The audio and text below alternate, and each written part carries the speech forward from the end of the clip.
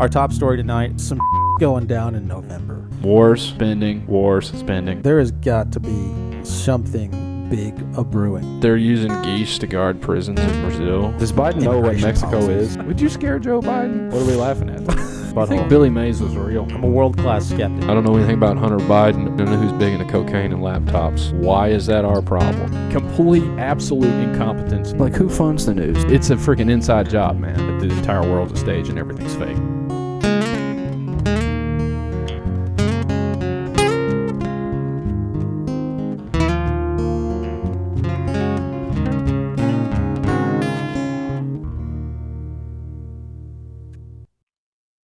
Welcome back to another episode of the Veritas Road. Carson, back here with John in the studio. We have Jules from Greypilled with us. What's up, sir? What's going on, guys? I appreciate y'all having me, man. Dude, appreciate you taking the time to come on. Oh, yeah, of course, dude. Like I told you, I'm on vacation this next week, so got a lot of time on my hands. I'm like I said, I'd love to have you guys back on sometime sooner. Y'all come on an esoteric book review or something. You know, you're part of the Patreon too, so you can always send me, you know, whenever you're there, just send me a DM and I'll shoot you the link or whatever. Sweet. Yeah, I guess before we get into the good folks, we still have the soft launch of the Patreon going on. That is still what, $2 a month right now, John? Yeah. So go check that out. It's 33% off. And the hard launch. I'm gonna go subscribe to that right now. Oh, I'm honored. And then the hard launch, if you'll forgive the phallic metaphor, is on March 3rd. We've changed that a little bit, so it's March 3rd on 3/3. A little ironic there, a little fun, little numerical fun there for you guys. Illuminati confirmed. That's right. So that's coming on the 3rd. We'll go live for Touch Me Tuesdays that day. So we'll have some fun planned for that day. That'll be a good time. And then we rescheduled our show with 6th Century. We're not sure when that is yet because John and I had a soccer game that day because we're 8. Out 10. And after that, we've got a show with Tyler on this coming Thursday. I don't even know what that is, but we'll figure it out. So is that anything else, John? Am I missing anything for us? No, I think you covered all that. Okay, Jules, where can the people find you? Well, for people who don't know, I am Jules, host of the. What's y'all's Patreon? It's Veritas /Veritas Road. Okay, just Veritas Road. Okay, yeah. I just want to go to it, make sure I'm there. All right, is that why I can't find it? I'll sign up in a minute. Guys, I'm Jules, host of the Greypilled podcast, host of a few other shows as well. You may know me as the Mississippi Mystic, the handsome Hierophant. I used to be known as handsome. Then handsome Wadget, but now I'm thrice born into the handsome Hierophant. So, and the sound scientist, Elohim etymologist, a couple other shows I do. I also am a co-panelist on the Occult Rejects, and I host a show with Headless Giants. It's a series on the Occult Rejects called Rustic Gods. And then I also have a Saturday morning Patreon show, which we're doing tomorrow morning because we had Sty and Fox from Great Horn Pagans on earlier. It's a banger. Go check it out. And that's Gods of the Morning Wood, esoteric book review. We stream it live. Right afterwards, I try to put it private to Patreon. Sometimes it takes me a day, but that's one way you can support the show is over at patreon.com/greypilledpodcast, as well as supporting these guys on Patreon for $2 tier. I have a $2 tier as well. Nice. But you get in where you fit in over there. And follow me on YouTube. I need to get to 1,000 subscribers by the end of this next week. You're close. Yeah, I was on there today. You're close. Yeah, man. Getting there, trying to. That's why I've been, I grinding. Took the past few weeks, been kind of doing just the EBRs and maybe an Occult Reject show here or there. But as far as having guests on or going on anybody's show, I've just been kind of laying low here lately. But I'm happy to be here tonight, man. Happy to be hanging out with you guys. I like hanging out with y'all. So yeah. So y'all had Brad Lale on last night on the Occult Rejects. Yeah, the first 30 minutes of that. I'm gonna have to go back and re-listen because it sounds like he was killing it. Yeah, banger episode. Dude. I love that dude. Brad is awesome. He is a good man, great father, and he does his research. Yeah. He's not scared to go outside the box and get into a lot of these discussions, that we get into sometimes as well. And to come on the Occult Rejects, that's there's some people that are very hesitant about coming on there because of the name, and Right. some of the people used to be involved with certain groups, and that's neither here nor there. But he came on and killed it, dude. He crushed it. He answered all the hard questions if there was any. We had great conversation, and Nick and Headless, I think they may be doing a show. I may even be there if they don't do it today, where the solar flares actually align with certain dates where we have invaded countries. And this is very, very true. Ronald Reagan had 8 astrologers or astronomers, and George Bush actually invaded Iraq on the summer solstice, I believe, on the day. So there's something to these certain days. There's a certain energy there. Yeah. If you invade or if you show strength or power, you will prevail. So they would say in the old days, you have the favor of the gods, right? Yeah, and that's borne out. I guess we can start here. That's borne out in a lot of religious literature. Even in, it's the thing I'm most familiar with, biblical texts. It talks about the stars being a sign of the times, and any any other religious philosophy that I've ever looked into. Those are a massive part of the way they do things, and it seems like a lot of the new religion of science has been focused on brainwashing people to believe that's.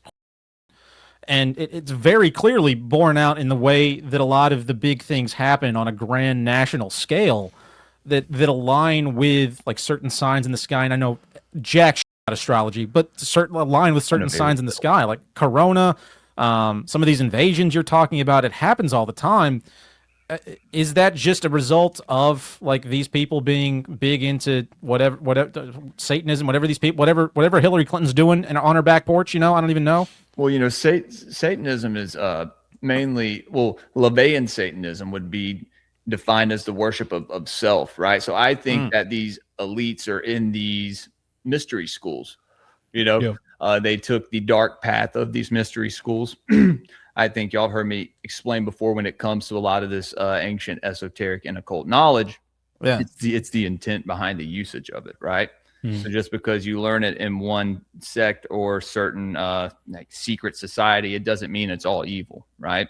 A lot of this stuff could be used and if channeled correctly, could be used for good and to counter a lot of the dark energy being conjured up right now. Yeah, I think, but dude, there's definitely something, and maybe it even ties in with a certain entity or deity on that certain day. Right? Yeah. That energy that's connected to a deity, because even with the planets, you have regents of these planets. Mars is Samael, right? You have and so it's these entities are aligned even with the planets as far as their energy and their essence. But definitely no, I think they've been doing this since antiquity, since Rome.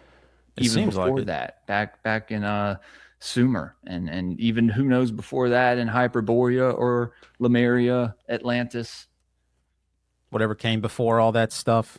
And what's funny, if you see this, and Alex Jones is now guilty of this. He's trying to incorporate the whole Atlantean priest kings thing into being tied into Kabbalist. And I'm like, whoa, dude, it's something that's completely foreign to that whole region. It may tie in somewhat to Egypt. Yeah. But Egypt's North Africa. I think we may know who lived in North Africa long ago. You know what I mean? Right. And so I talk a lot of shit about Alex Jones, but he's entertaining. I've never not been entertained. He always has been. Have y'all seen the Info Metal? What the hell is that? Oh my God, dude. Okay. I don't know if we can do it on stream. You may get flagged because we are on YouTube. But Info Metal, me and Thomas, shout out to Paranoid American. We were supposed to have the guy on who does the music. It's a channel on YouTube or Twitter, maybe even. So you can maybe find him on Twitter. Look for Info Metal.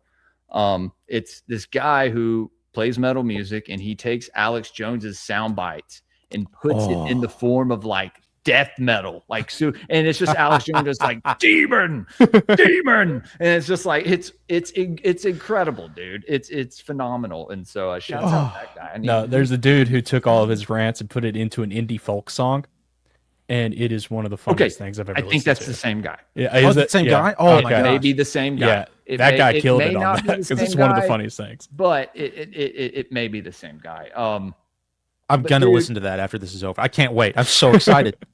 Well, see what Alex is pushing, and this is kind of what Candace is pushing, and Ian Carroll and Tucker and all. They're pushing the Khazar theory, and they're pushing basically trying to put all the blame of what's happening right now on factions of ancient European cults. So once again, blaming the Europeans, right? It's like, oh no, these aren't Jews. They're imposters. Yeah. You know, this isn't. I mean, they're wearing the traditional Jewish garb from over 2,000 years ago, but no, this couldn't be the same people. You know, and it's like, oh, that's a good point. How would you delineate between that then during those discussions? Because I mean, you're right. They're all Ashkenazis that everybody's pissed at, and see, that's where it gets murky because the Ashkenazi is the mixing with the European DNA. Oh, see, that's me talking out of my ass. That's why I shouldn't do that. So, okay, so they're all Europeans. I've met several. We had some come to our little sweet religious school here in Columbia, and they're like, "Yeah, I'm Jewish, but my parents are from England." I'm like, "What the f do you mean you're Jewish?" Right. And so, but these seem to be the kinds of people who are. I mean, we were talking about this before we went live. Like, are taking over towns in New Jersey. You know, you were saying. Let's dude, they have no respect for their European heritage. I mean, I've never met any really Ashkenazi. It's usually all for their, Judeo side. Right. Because they're told from an infant that they are chosen by God. And that's not healthy at all. I don't think for a child, especially. And I mean, I've seen on camera some of these children, especially in Israel, they're the ones that are spitting on Christians and other people and kind of harassing people and like you just brought up, shout out Daniel. What? Oh, you said his name earlier. I think I wrote it down. Oliveira. Daniel Oliveira. Oliveira. I don't know, man.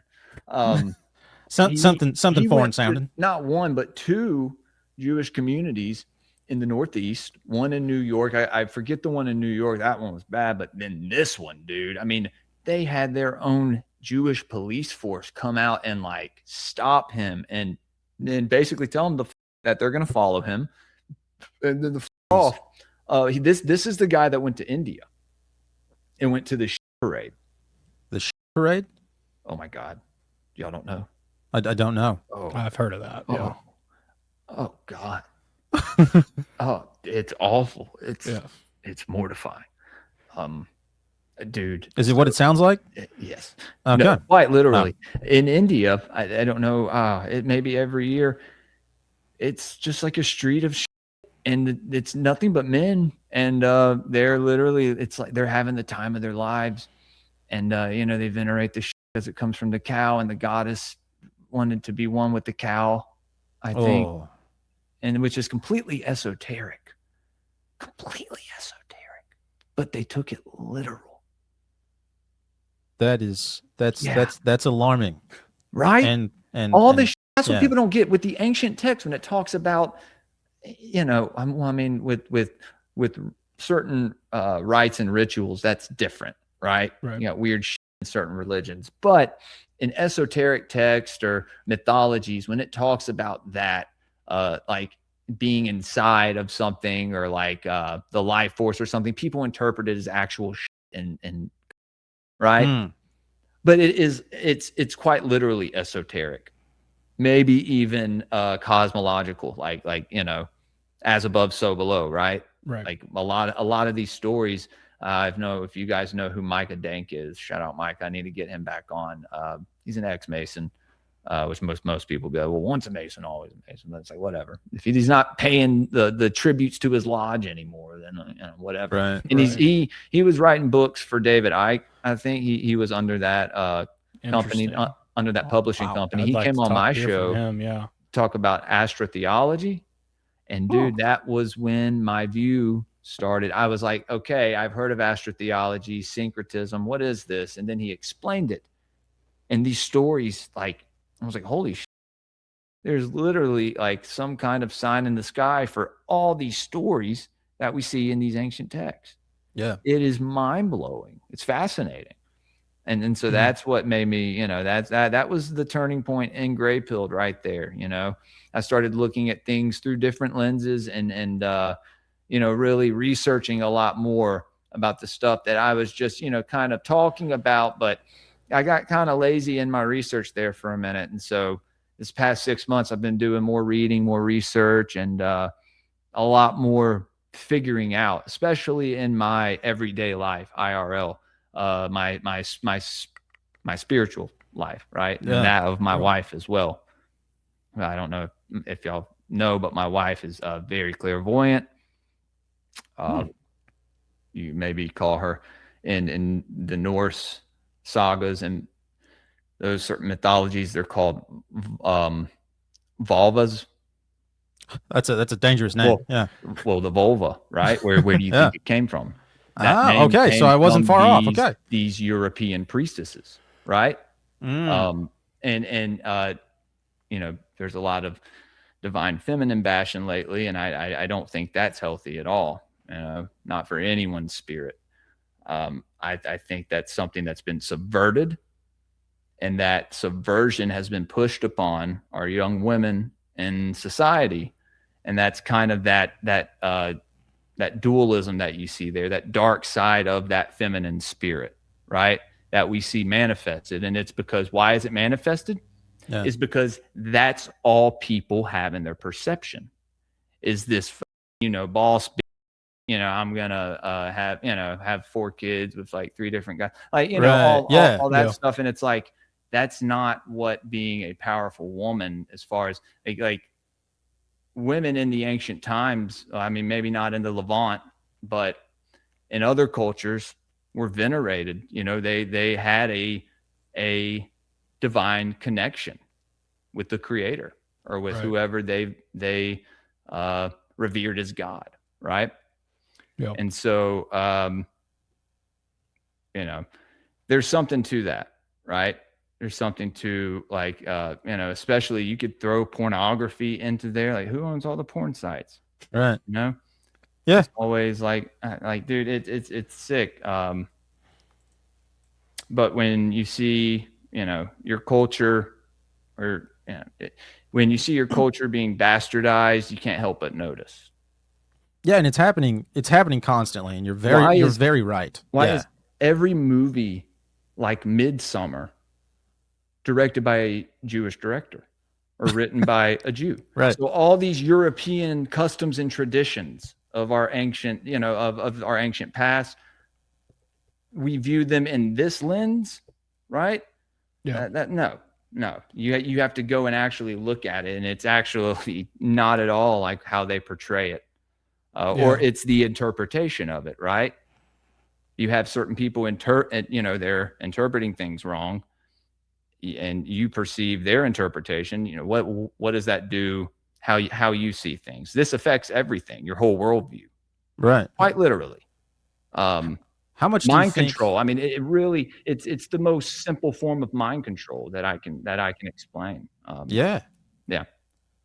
How much do you think that level of propagandizing people and like essentially co-opting their conscience affects the whatever deified spirits are around? Because you're right about that whole like boss bitch type mentality that's invaded culture, and there has been, at least like in my experience and what borderline non-research have done, like this whole idea of women being the people who are a little bit more sensitive to some of these spiritual things. It was a phrase I think I came across during 2020, which was this whole idea, and I'll be interested to hear y'all's thoughts on this. Like, women point, men lead, women follow, and this whole idea of like women are a lot more sensitive to, you know, the spiritual nature of where we need to go, kind of have more of that intuition, that compassion to connect with that side of things that men don't naturally have. But you're right, that seems to have been co-opted. How much does the propagandizing, the brainwashing, legitimately on a spiritual level, do you think affect, you know, the deities that people are interacting with, the spiritual nature of how they're behaving, who they're communing with, and that sort of thing. Well, I think when you look at it like this, think about if our ancestral spirits and all, they're being they're basically being taught in this subverted way. Right now we're viewing them as these evil people and all this stuff. Like this is gonna provoke them to be pissed off, probably. You know what I mean? People encounter so much dark energy. It's like, yeah, well, like the spirits of the land may be angry. The elemental spirits may be angry. The earth's being treated like shit. You know what I mean? And they're embracing, so they're rejecting these archetypes, but they're embracing with culture and with materialism the dark side of it. Right. So eventually people begin to view the entire thing as this dark, lower vibrational right? Like the anything positive attributed to that goes out the window. Yeah.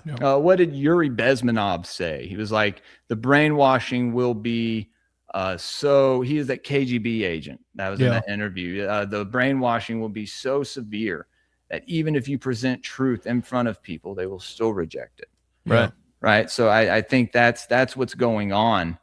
But as far as what you said with the deities, though, dude, like, no, we are definitely, and people don't even know, they are giving so much power to lower level entities, man.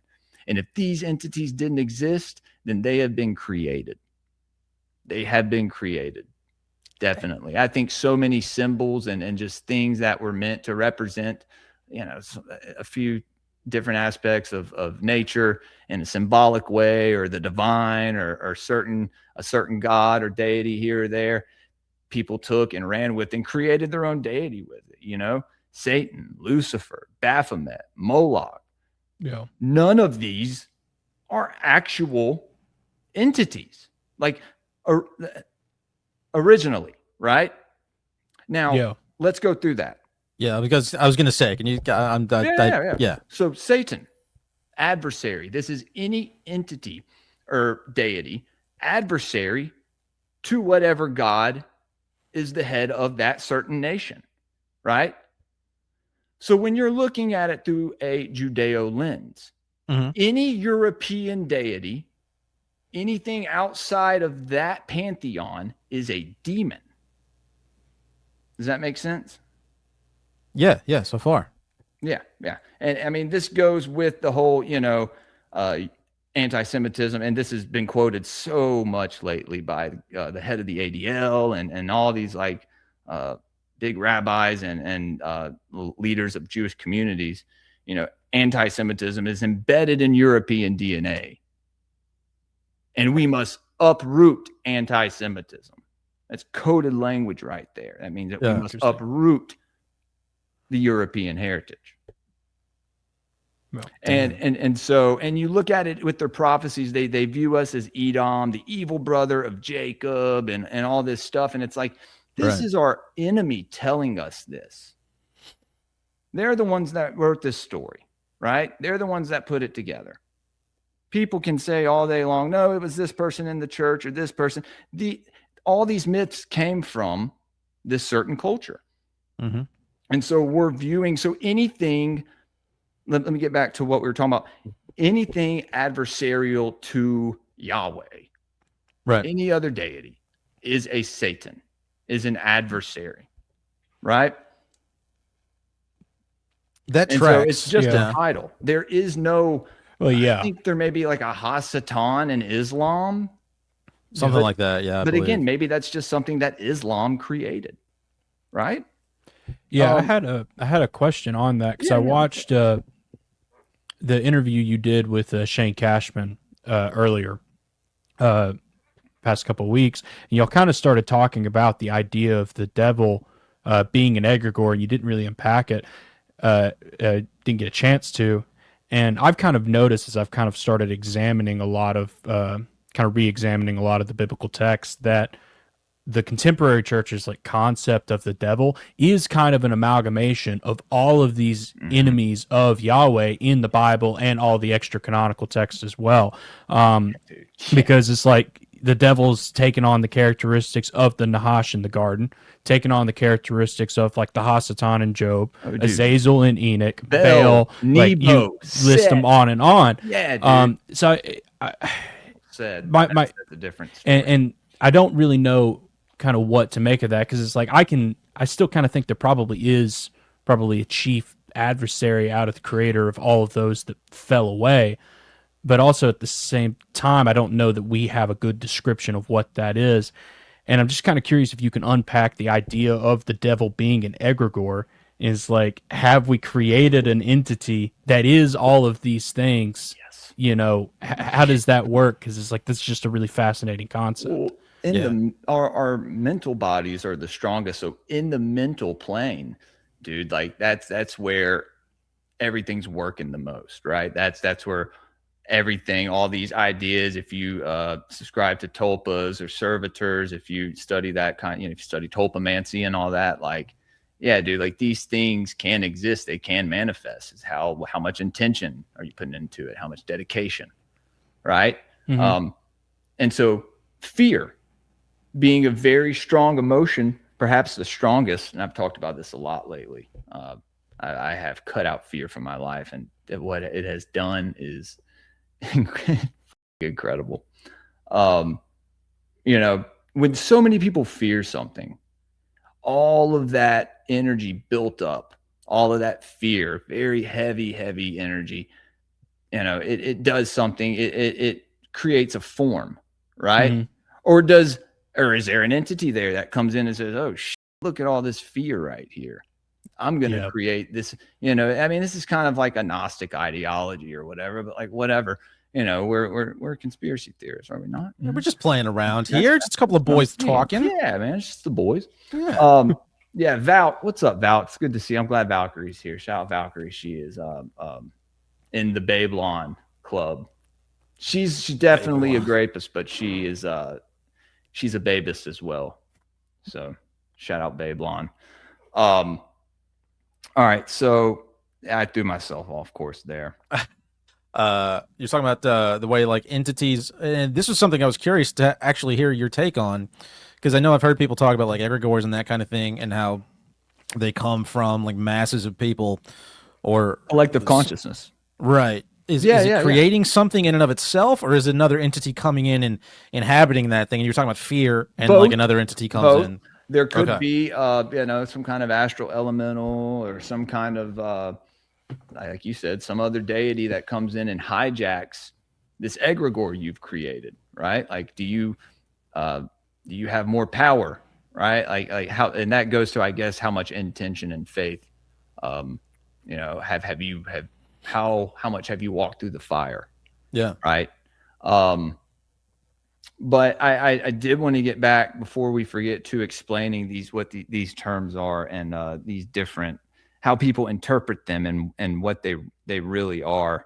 But yeah, dude, the devil being an egregore. So when you see this red devil figure, first off, you have the horns, right? It's symbolic of wisdom, eternal knowledge, right?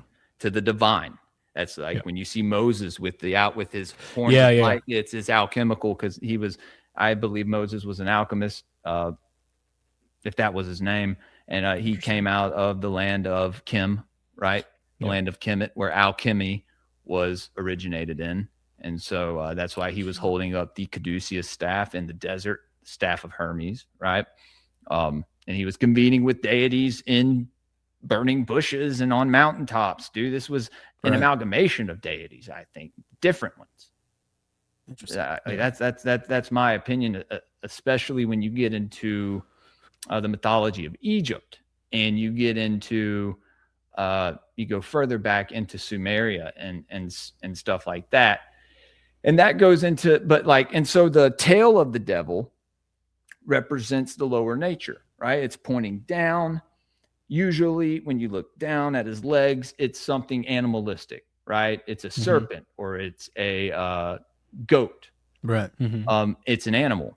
And animals, with the symbolism of animals, which, guys, tomorrow morning, Gods of the Morningwood, Manly P. Hall, Occult Symbolism of Animals, Part 2. Oh, it usually represents our lower nature, right? What you would call your sin body, or, the devil on your shoulder, right? And so people, it may have been the Catholic Church that took this image of this red devil. Maybe somebody can tell me why they chose to use a red man. I think there's a story, or I know it's out there, about Napoleon going into the Great Pyramid and experiencing this red man, like this red entity.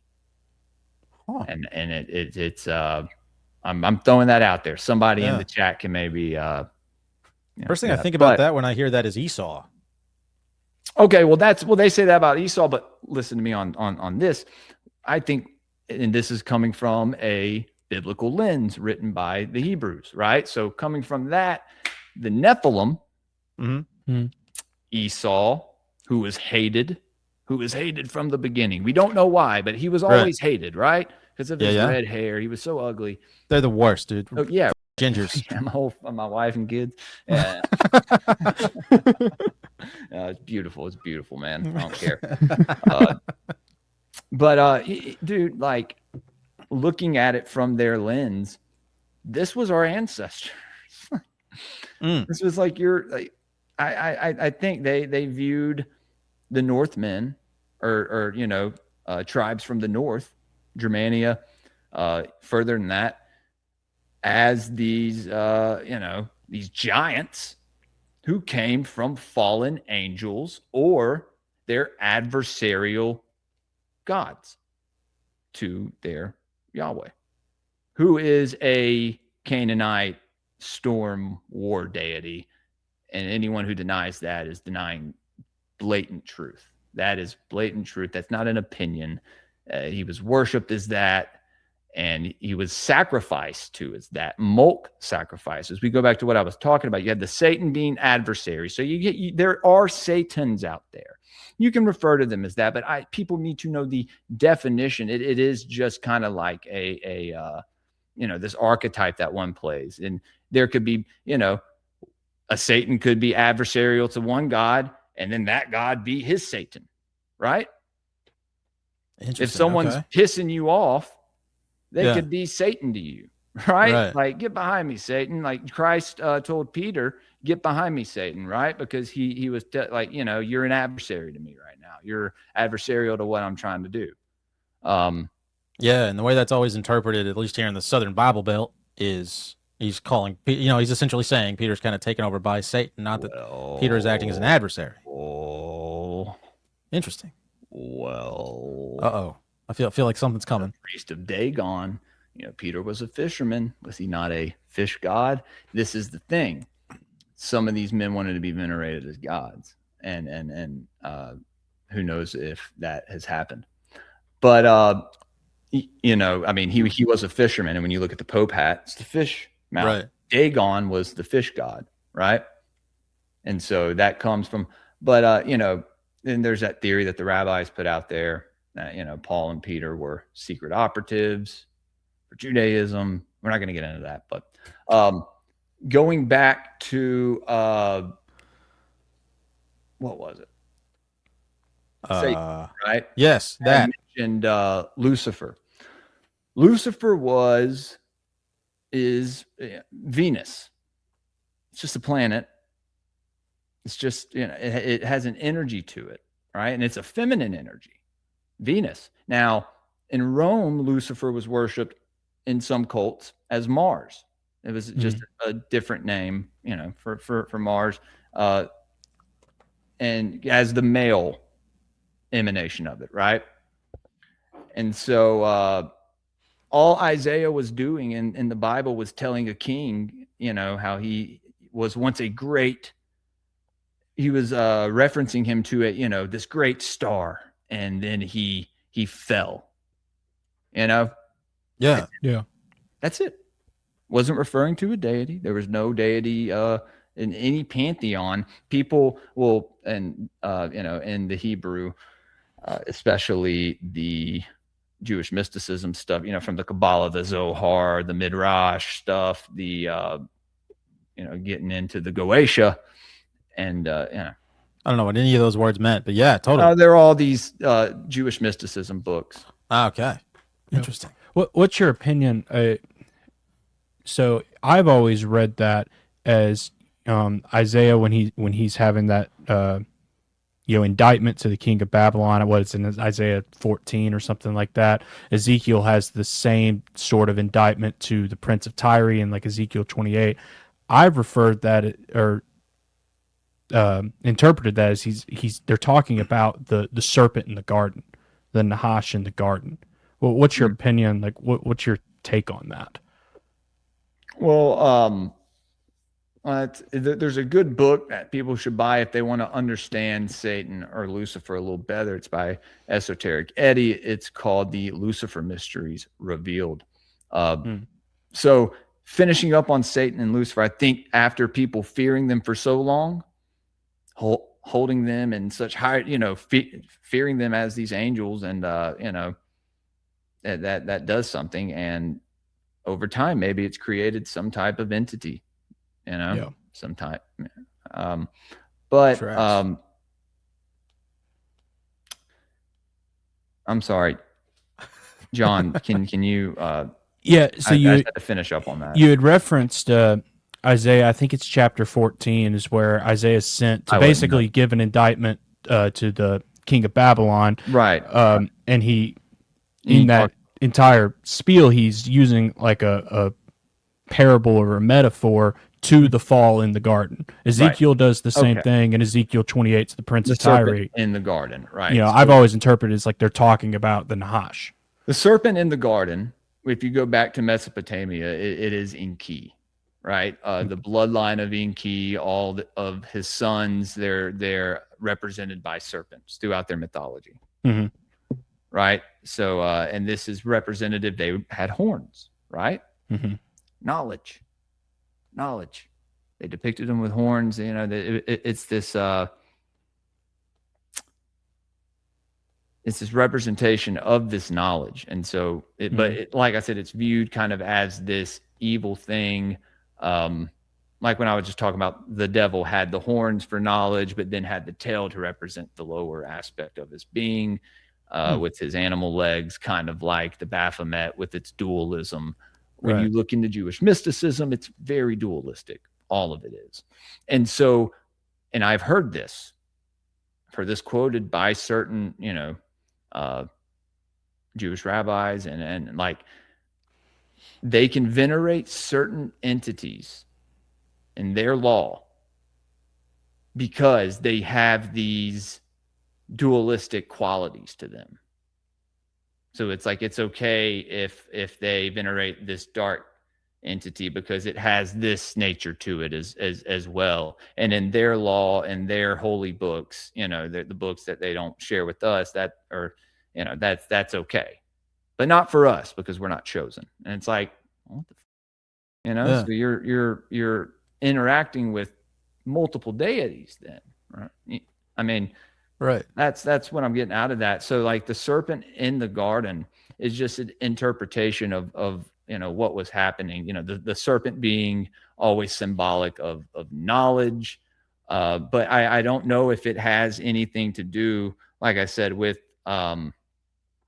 Lucifer or you said the prince of Tyre?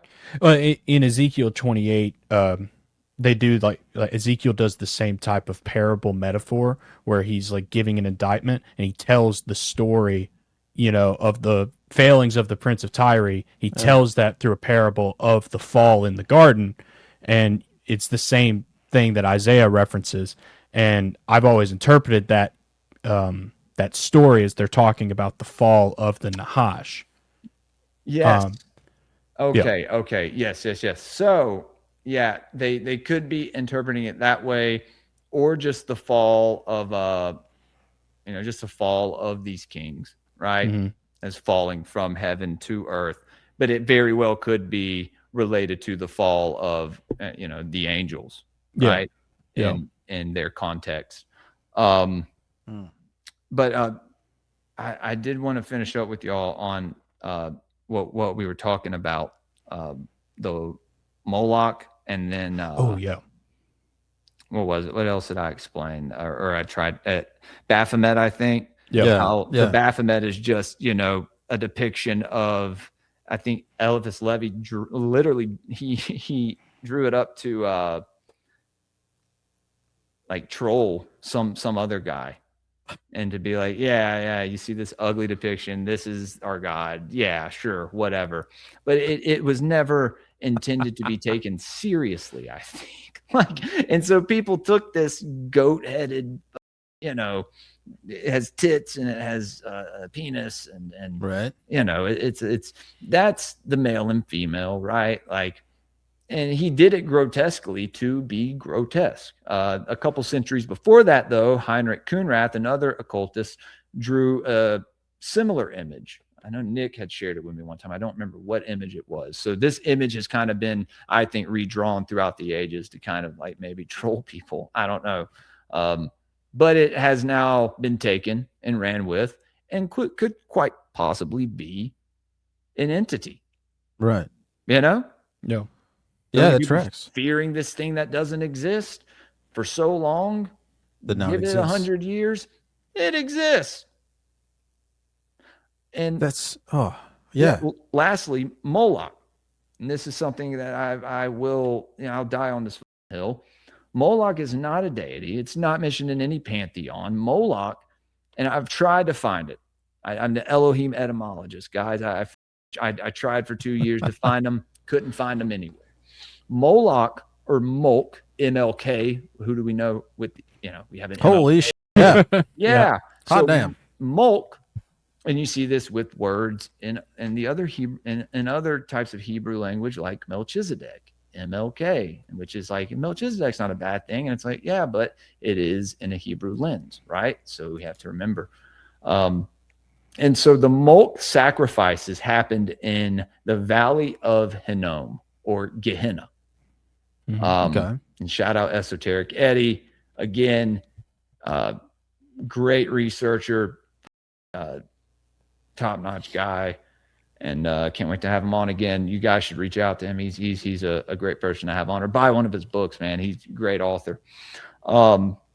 He came on and explained to me these terms and the research that he did, and he's like, yeah, there's no, besides in the Bible, you don't see Moloch referred anywhere outside of there, right? And it's kind of the same thing with Semyaza.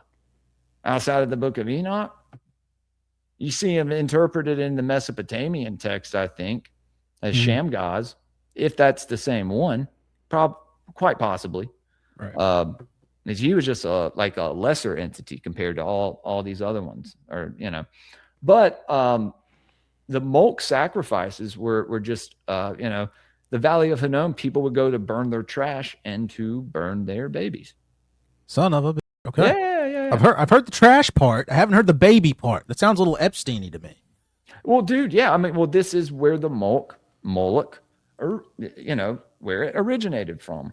There was the bull, there was the Baal Peor. Where Baal is another one. Baal just means Lord. It comes from Bel, right? Yeah. And so you have Baal Peor, Baal Hamon, Baal Zephon, Baal Zebul. You have various balls. Yes. And I think they all require child sacrifice, though. So if you want to refer to all of them, I'm sure you could just use the term Baal, right? But it's not people will be like the cult of Baal, and it's like, well, the cult of balls. Say that, It's hard to say. With a straight I think face. people should know about the particular entities and what they represent. Yeah, I think it is important, especially with symbolism and everything that they're putting out there. And if people are going to, follow a Semitic religion, then they should know about some of these things in antiquity that that they're not going to be told the truth about, right? And so at Bohemian Grove, that wasn't Moloch, that wasn't Baal, that was Athena or Minerva. The owl representation is of wisdom. They were having a Molech sacrifice for wisdom because there were a bunch of elite heads of state and presidents and CEOs and so people are pushing, well, they worship Baphomet and Moloch, and it's just like, all right, man, like those aren't even deities. What's happening here? And I get it's a way of maybe saying like, well, they worship these forces, and it's like, well, you can use better terminology, but what it does is it puts people in this place of fear, being fearful of some goat man, right? Or some kind of like harpy that's going to come after you. It's like, no, you have power over these forces, man. You have power over these principalities, whatever you want to call them. So I'm curious then. All of these deities, and I've heard you talk about them a couple of times. I don't get on the internets as often as I should, but we've seen a lot of conflation, and maybe this is just me being a guy who grew up in the Southern Bible Belt, but there's a lot of conflation with like the idea of paganism and the idea of Satanism and a lot of bad things that are coming out of these government people, Epstein and all that shit.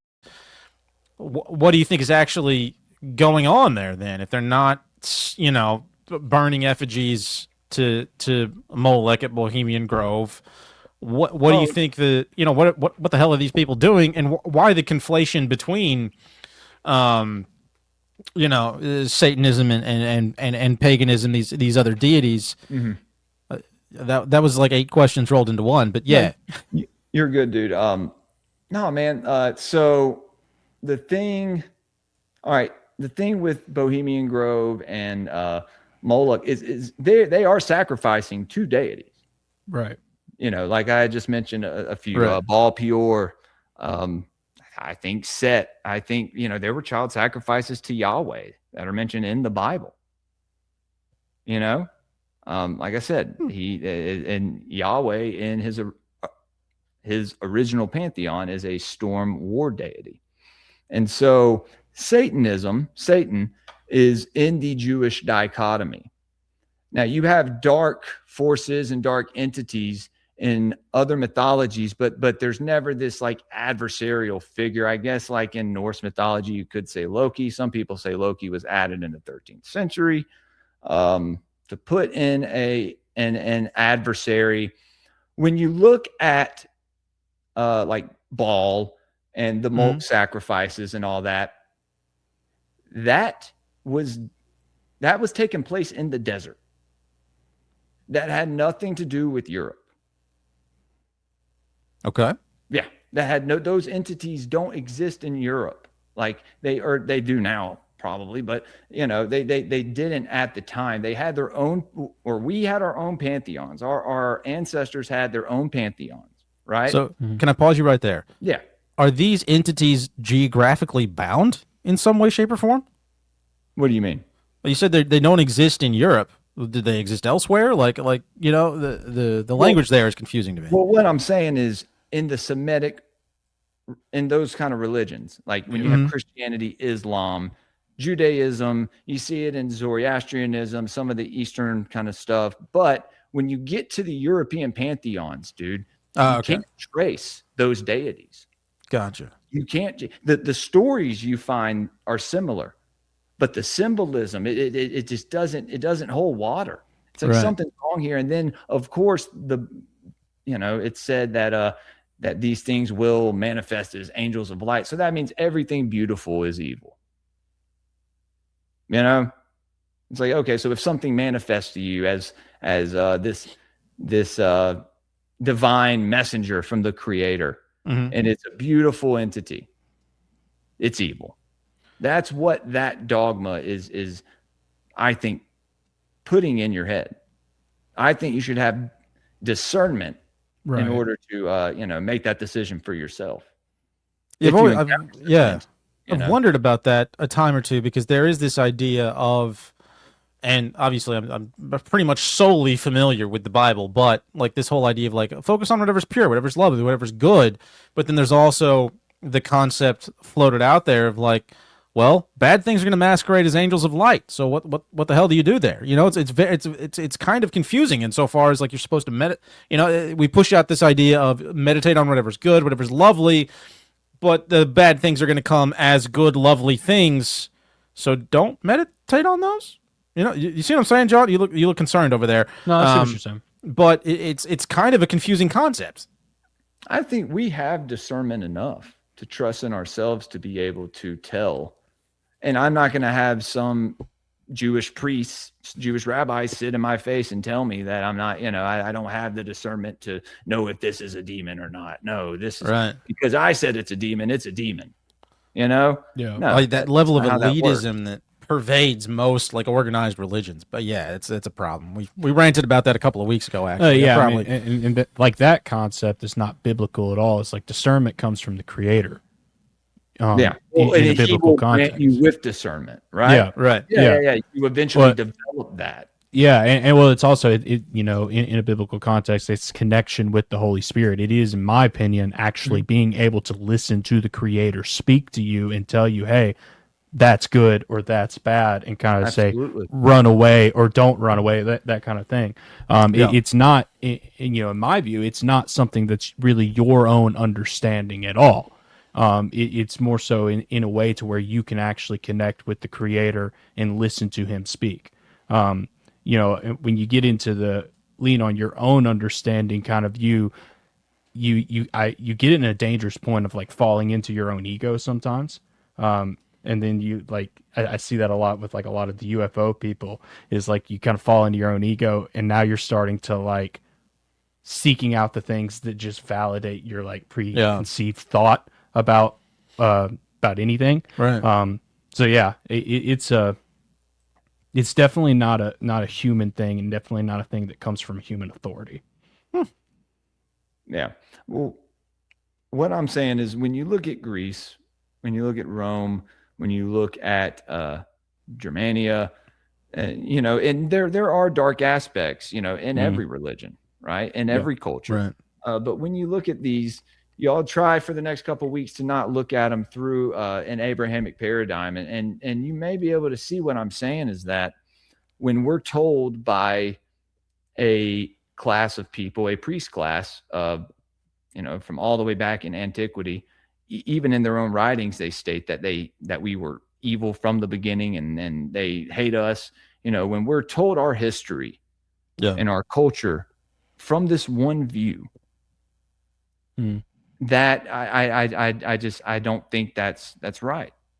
I think we should be able to go in and experience our own cultures and view these things because and I will say this, it is inherently a lot of stuff that is pushed by the Jewish community is inherently anti-white.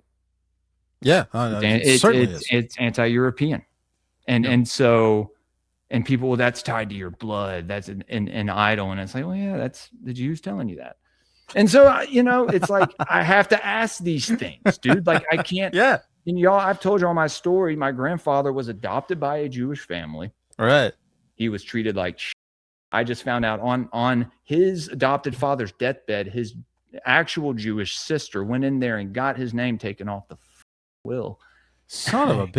And then when he died, she schemed with his Shabbos Goy wife, Janet, Janet, wherever you are, I don't care, and got my mother, my aunt, God bless my aunt, she just passed last week, and my grandmother, very small family on my mom's side, left with nothing, and my grandfather doesn't even have a tombstone. These people adopted my grandfather, and so growing up, before I became an atheist as a teenager and, said, we were treated like shit by these people, even the people in our own family. When I was like, we look nothing like these people. I'm like this little blonde hair, blue eye boy, like a good Nazi. Yeah, I respect it. Yeah, basically. And they're just, the physiognomy, I'm like, dude, what the this is not my family. I never felt it. And then we were mistreated in our Jewish community, in the one in Jackson, mistreated there because the same thing. And my dad, he would he's not Jewish. He was raised in the Church of Christ, and my grandmother converted. And so None of my family's Jewish. So, coming from that and being mistreated and seeing from firsthand how these people act. I'm sorry. Right. I've had Jewish friends and I'm not saying anything about the whole community, but like I can speak on it.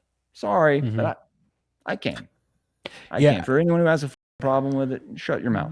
Yeah, I can't. I'm I have curious the right to speak on it. Yeah, I'm curious to your opinion then, because I've kind of had this kind of notice on the show as of late. It's like it seems like the culture is shifting to where they're trying to get people to notice, in a way. Is like they're trying to get people to kind of notice all the going on with Israel. They're trying, and like they've gone out of their way to like make like the meme of like the dude holding his hands with the long nose like embodied. It's like what do you think's going on with that? Because it seems to me that it's gotten way more obvious, and also as like people who would like point that out and call that out, like back 5-10 years ago, you go, if it was Owen Benjamin or whoever, like they took a lot of like flack for that, and now people like Tucker and Candace and all these other people can come in and just kind of they're just chilling. Take really no stones and arrows. I'm curious to what your opinion on like what's that trend and what's the purpose of it. I'll tell you right now, it's planned anti-Semitism, and this is common in the Jewish community. You can find news articles of it. I can maybe even pull up some stuff. Like I'm not with you. Damn. People will set fire to their businesses. They'll spray paint swastikas on it. A Jewish-owned bakery, deli, and then they'll figure out a couple weeks later it was the owner who did it, a Jewish woman. And it's like, and then in the past, it's like, if there was no anti-Semitism, it seems like it has to be created somehow, right? Or like it always, when it rears its ugly head and stuff like that. And it's like, well, but what about being anti-white? Like, I don't know. I don't really get that. But, there's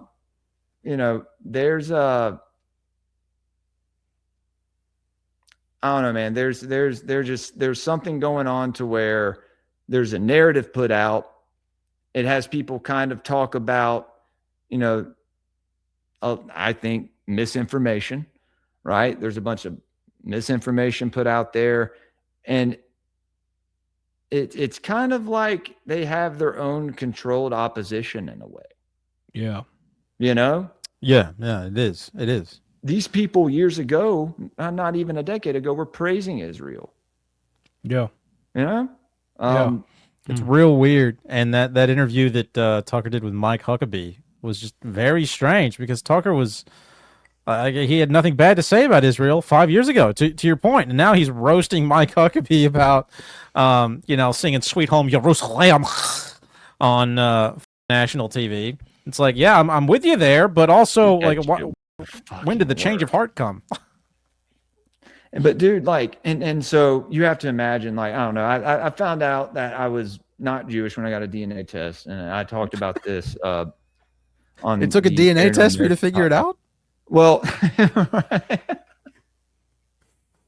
well, like, you think that this thing for, you have this identity crisis, because I was also growing up. I grew up I went to a black school, and I was about that life, quite literally, in the streets, and man, it's just like, whoa, I started to get into my European culture, like, who I was, where my family came from. I'm Swedish, I'm Norwegian. I have my oldest ancestors. It's the smallest amount of DNA, but that's because they go back over 12 generations, are Greek. And so, then like I'm like 90-something% Welsh, English, Irish, Scottish, Northwest European, regular Germanic, white. Regular white. Yeah. Well, dude, yeah. And that's why I'm like, all right, man. Like, and then you go to the Jewish, and it's like 0-0. And I was like, Mom, because like a year or two before is when I figured out that my grandfather was adopted. So I was like, holy shit, this all makes sense. And like, dude, I got my head busted open at the temple one time on a high holiday by this Hasidic rabbi. And when he did it and walked past me, it's almost like he meant to do it. I don't want to say that. It was weird. but like there was a bunch of signs and omens there, you know, that I wish my mom, bless her heart, she was going through too much as it was, which they offered no help for as a religious community, right? All I heard was about how my mom had a woman living with her and how my dad didn't pay child support. It's like, yeah, I know that, but y'all got to be talking about it, you know? That really, I just walked out one day. I didn't even have a bar mitzvah. I just walked walked home. Good for you. Yeah, man. You know, and I there's people there who I was friends with and whatnot. I hope that they're doing great. And I'm so sorry for, you know, what's happening to their community right now. But it's like, you know, hey, dude, speak up, right? Right. There should be Jews speaking up, but a lot of them won't, you know, because I mean, it's well, let's be honest, man. They're race first. They care about their people over everyone else. Right. Yeah. And that's the thing nobody wants to really say or talk about, but it's true. Will. And first kid to raise his hand in class, I'll say it. I'll say it. The wrong answer. I don't give a fuck. I'll take that bullet. This is the right answer, man. They are tribal. Yeah. They're tribal, just like everyone else is. Well, and it's so weird. They're so venerated in a culture that like alleges to not be a fan of like, you know, like the whole idea of racism. But it's okay if you're just like the off brown that is the Israelites. You know, like it's okay in that regard. If you're off brown, it's fine. But if you're a different shade, it's not okay. Like it's very strange. Well, and it's okay for them to have their own communities, so we can maintain our Jewish heritage and our bloodlines. And it's like, what the. Like, what? Bro, if I was to say that, I'd be strung up and like beaten to death. You know what I mean? Yeah. Isn't like maintaining bloodlines just like inbreeding? Like, isn't that just inbreeding? Aren't you is that what you're doing? You get into that, dude. Yeah, weird trollish people. I don't know. Yeah. And that's you know, something else that I think my family, you know, my grandfather's sister and her sons didn't like us for is because we are beautiful, my side of the family, and they are. I don't want to be mean, man. I'm trying. Should we make the thumbnail of this just like a very sexy picture of Jules? Just I have one. Dude, I actually modeled when I was like 16 or 17. I have a few headshots from it. Me in a scarf. Oh damn! I modeled for this place called Buffalo Peak, and it's like an outdoor store. And they didn't make me model with some black woman. You know, it wasn't some interracial ad. You know, so that's a win. Funny though. The chick I was dating at the time was like, "You can't do it again," or I'm leaving you. And I was like, "Baby, no." Why was she weird about it? What was her problem? Jeez. She was started getting gaining a little weight towards the end there. Oh, so she was jealous. She was just getting a little too comfortable. Started farting in front of me and stuff, you know. See, that's a kiss of death on a Started talking about our kids, and I'm like, I'm a junior in high school. Fuck you. Holy shit. I'm a kid. Oh man! If a girl had done that to me as a junior in high school, there would have been a me-sized hole through the wall. No, well, that would speaking of holes, she poked a couple in some condoms. But hey, that's terrifying. Yeah, dude, crazy. And I think her mom may have known about it too.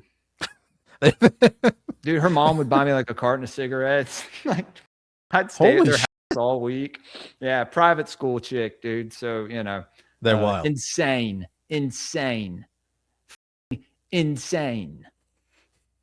Yeah, I went to a private school. They were all of us were insane. I can't even put it all on them. I was insane and at the same time. So yeah. Hey, I'm gonna get up and I'm gonna grab another beer. I'll be right back. Heard. Talk amongst yourselves. Yeah. It's your show. hopefully we can manage it.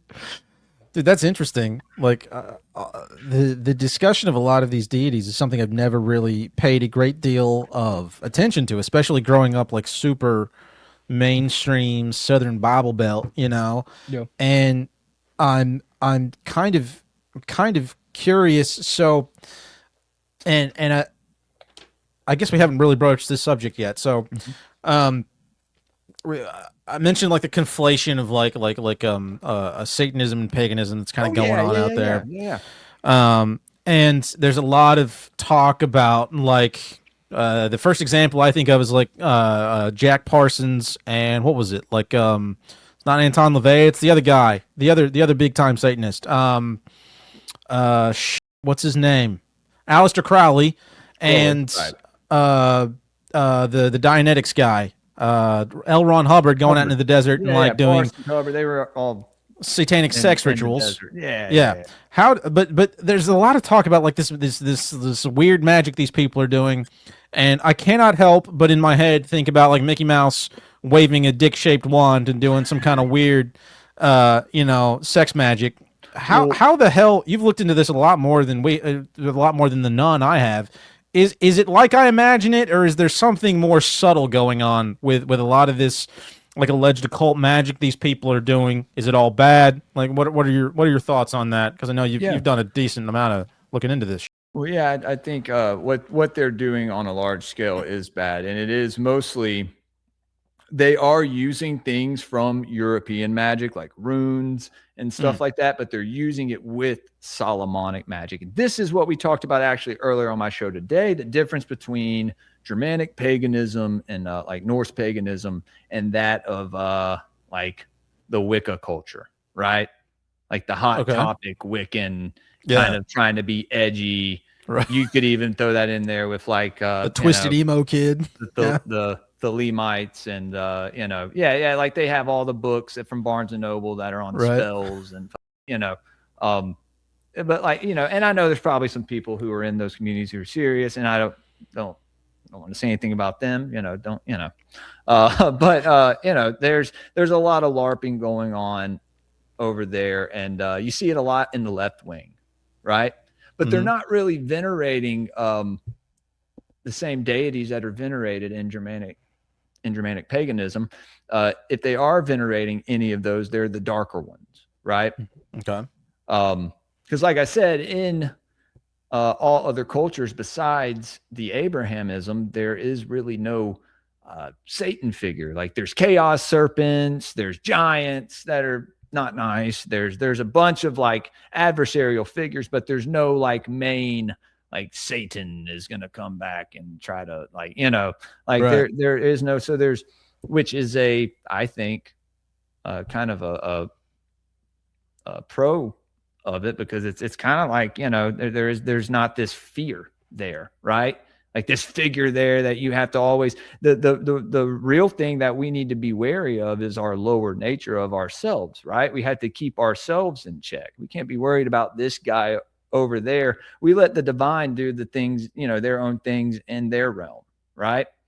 And so we I mean, the things you do on the physical plane could affect the astral plane or anything else, right? Like the etheric planes or whatever you want to say. But yeah, man, I mean, I think there's a huge difference in people practicing their ancestral faith and people kind of just taking all this different types of paganism and occult magic and esoteric studies and kind of creating their own religion out of it in a way.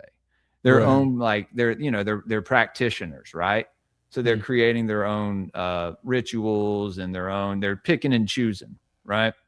It's kind of what when you're researching as a mystic, there's some things that you take with you. There's some things you leave behind, right?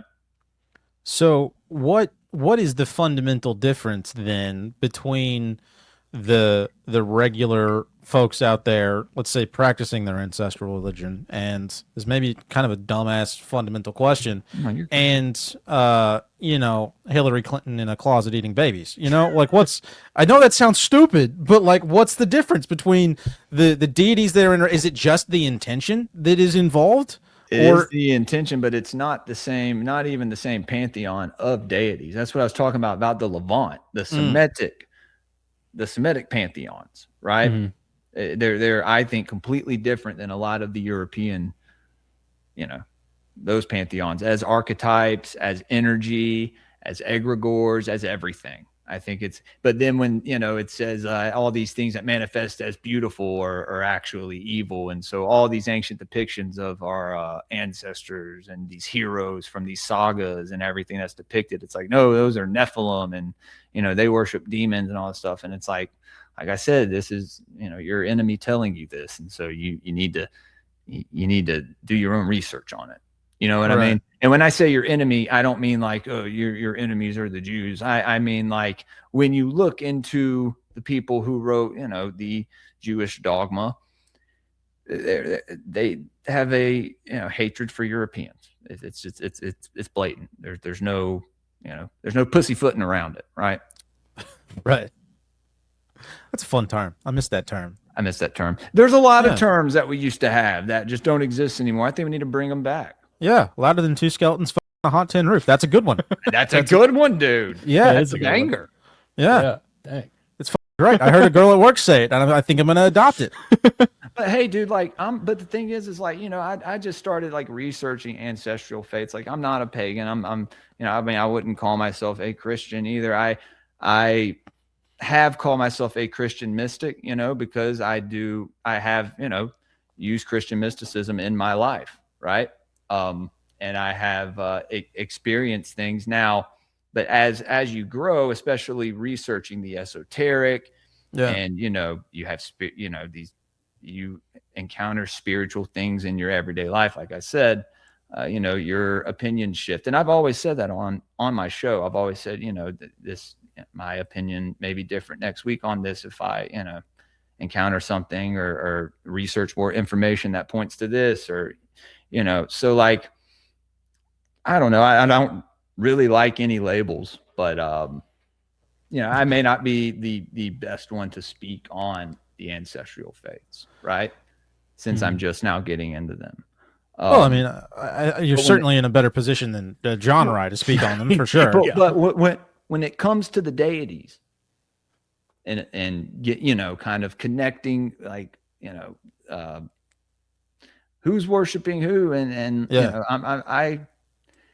I can throw my hat in there because, like, dude, I've done the research. I have, regardless of what people want to say in their own mind, their own research that they've done. I've done the research inside and outside the paradigm and all around, dude. Like, it's wild. And I still don't know what the I'm talking about. Right? We talked about this earlier. Like, we don't know shit, dude. This is just us having conversations, just some dudes, right? Just asking questions. Just asking some strange questions. And that's one of those things where like a lot of it's where institutionalized religion pisses me off constantly. This whole co-opting of like people's spiritual nature and turning it into something that to me appears like twisted and evil seems highly problematic. But I am curious then, like, in all of that research, have you, like, is there, because in Western, I guess most Westerners probably still attribute themselves to Christianity in some way, shape, or form. Yeah. Is there a chief, in your research? Is there a Zeus? Is there a god figure? Is there a Jupiter, or is the nature of what you're looking into fundamentally different than the way I think most of us would typically look at that? Well, I believe in a supreme creator, right? The Ouroboros, the snake eating itself. People are like, oh, it's the snake. It's like, oh, all right, dude, that represents the supreme creator, right? It's nonstop. It's eternal. Yeah. So I believe in a creator, and I believe that these entities, these deities, are emanations of the creator. And each nation or people have their own pantheon. And, the Jews have their own pantheon, and most of the world venerates it.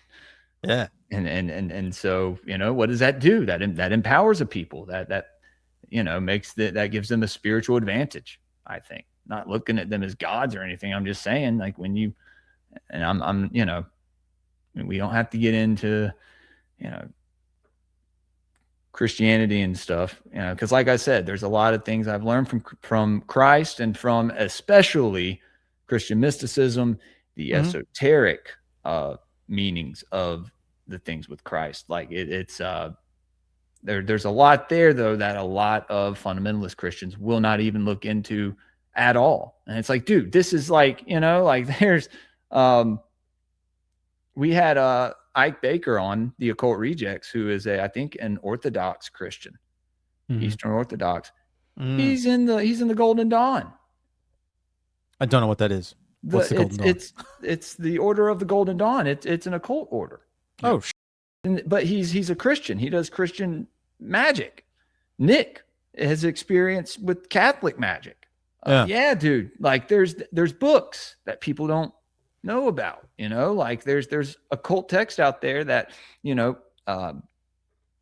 and this is in the past, right? Like these guys are like 50 years older than me. I'm just kidding. Right. Much older than me. Love you, Nick. But there's text out there that are kept hidden for a reason, and then we go, well, they should release them to everybody. I don't think they're meant for everybody. I think people who seek them shall find them. You know what I mean? And sure. This knowledge, I think, could be used for your advantage or to your detriment. Right. Like you attain these material things. Yeah. But what does that do? That probably eats away at, the opposite of the material, right? That the spiritual is that eat away at your spirit. Yeah. You know what I mean? It's like the pulling the sword from the stone, your sword being your divine presence, your spinal cord, right? And the stone being that base, that material world, Right.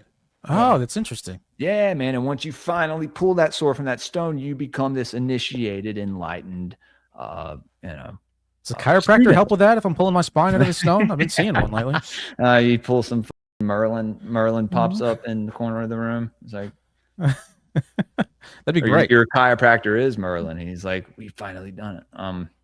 No, I don't know, dude. If y'all checked out, I streamed I can't talk. Excalibur, 1981, I think, on Rumble a few weeks ago.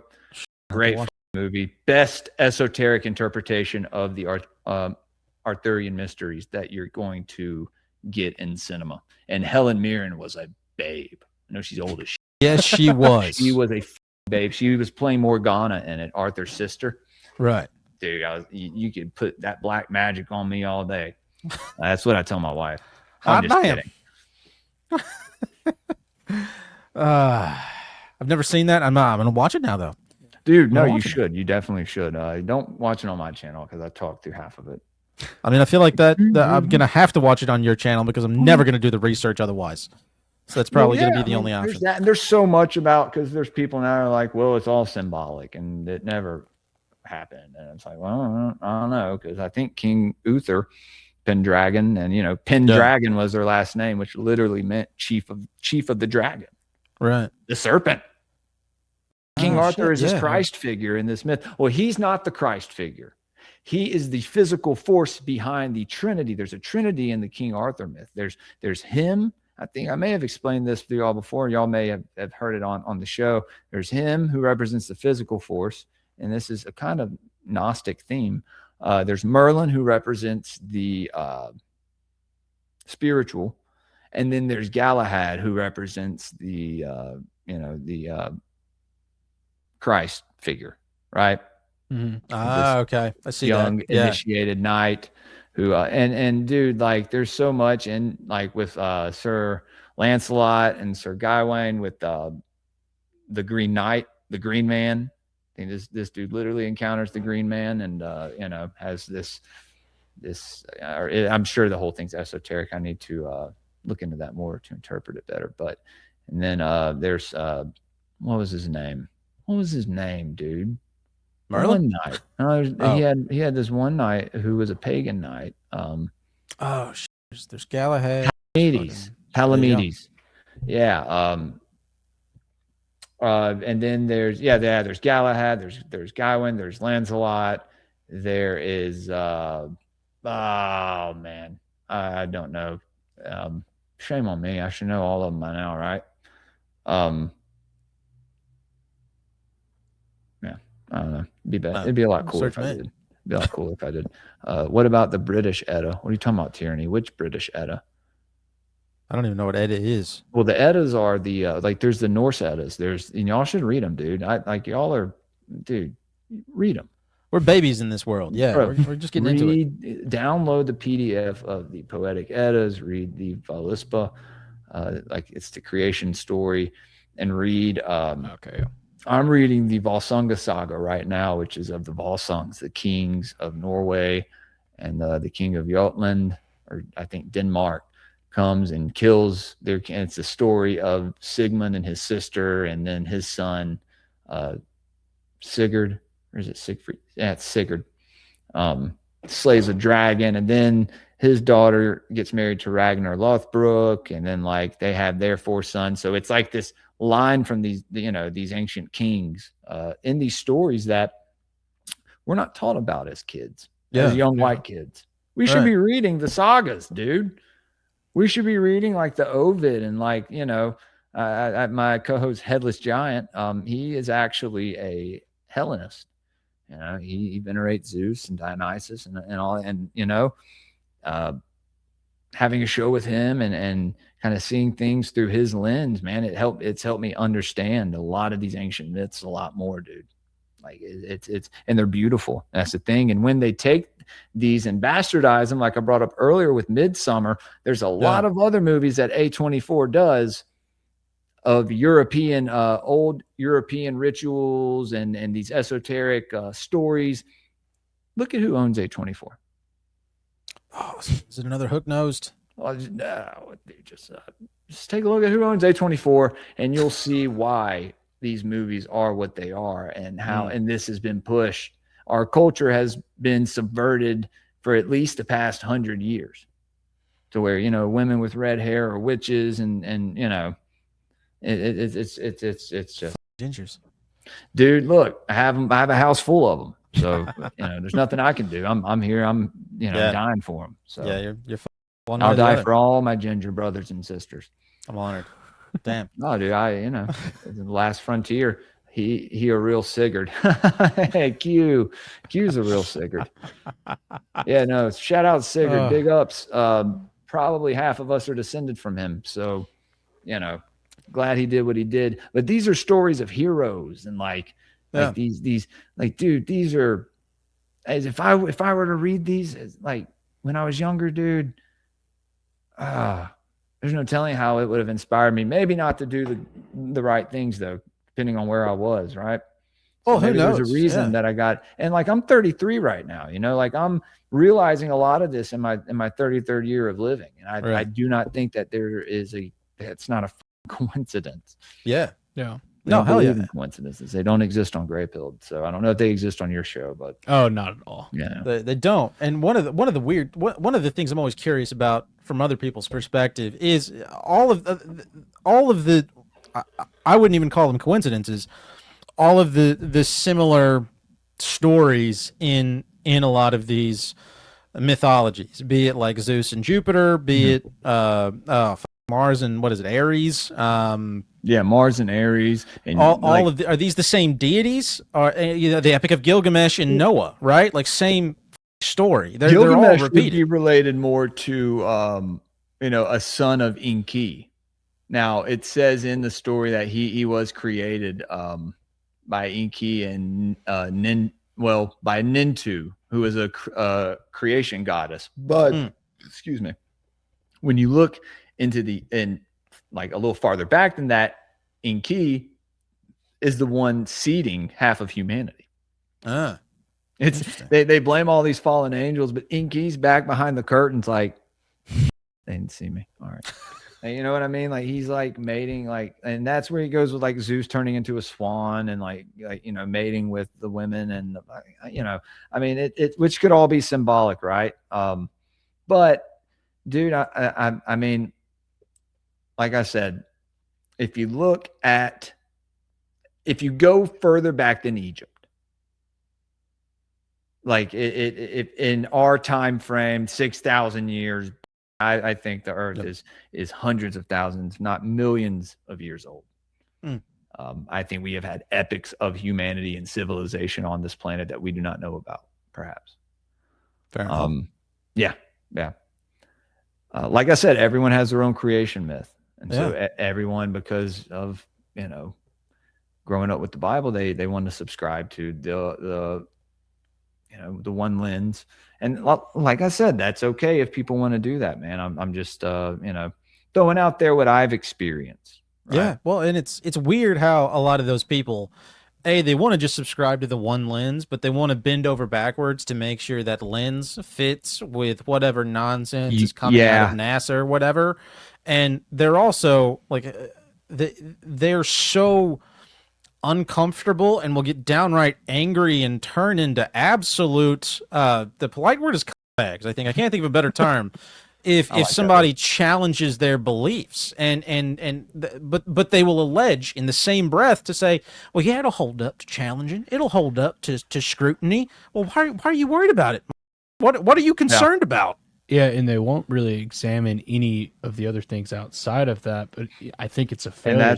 It's why I want to look into all of this, because it's like the Bible's creation myth is kind of written and told in the same time period as all of these others. Yeah, it's like they're kind of coinciding with each other. The and like Old for the Testament is actually, in my opinion, an amalgamation of many different ancient texts all put into one. The Egyptian Book of the Dead, the Enuma Elish, the Atrahasis epic, like all these different stories, up until a certain point, because the Bible was all written at different times.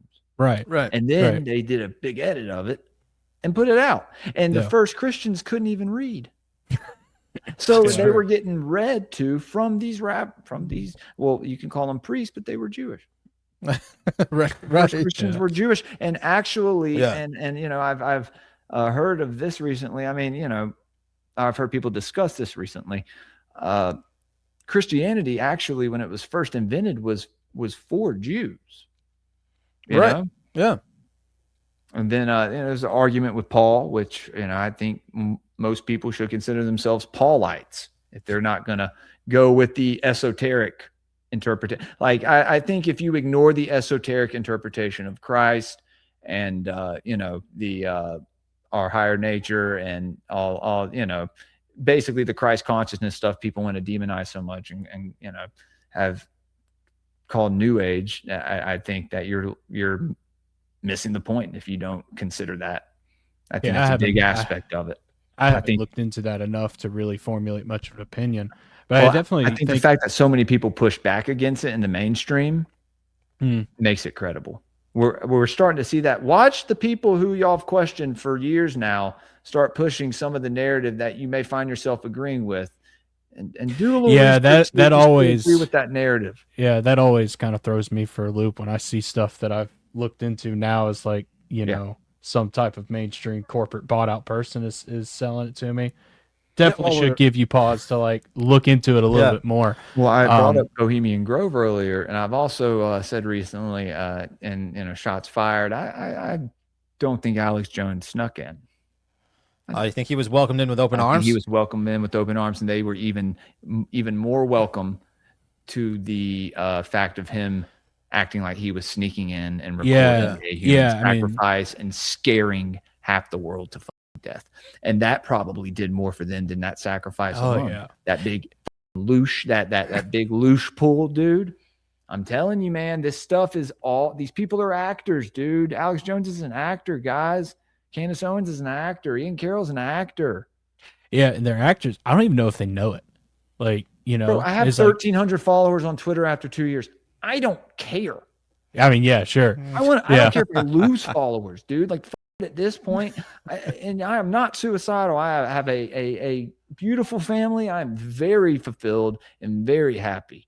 And I'm about, and if my path is aligned correctly, this next year, y'all will be seeing me streaming every day. So let's just say that. Hell yeah. Sweet. Yes, sir. Hell yeah. I love to hear that. Yeah, man. Love to hear Hopefully, fingers crossed, man. I'm betting on it though. It's got plans in the works. It's exciting. Damn. Yeah, I love my wife's family, man. If I get this opportunity, then talk about it in the future. But I don't want to count my chickens before they hatch. But It'll be life-changing for me and my kids, my wife, and a lot of shit will get going. And hopefully I'll own some land in the future and we can have Greypilled Fest. Grape Fest. Bunch of grapists, We're not as they say. Grape Fest. No. That'll probably be shut down.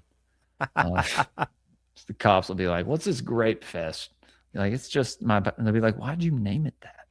Yeah, that would be it's like that whitest kids you know video of the grapist who's gonna grape kids in the mouth. That's grape you in the mouth. I'm gonna grape you in the mouth, dude. That I have to get that video on in MP4 and start playing that like after shows and stuff. Oh, that would be great. Just as a tribute to Trevor Moore, and like put on there afterwards, like R.I.P. Trevor Moore. Is he dead? Dude, he was found dead in his backyard, like randomly. Like, dude had a kid, and like was married, and damn, that guy was talking about what we're talking about now, like 15 years ago. Good heavens. I don't know if it was that long ago. When did Trevor Moore die, guys? Let me know in the chat. Damn. R.I.P. But man, like, I don't know, man.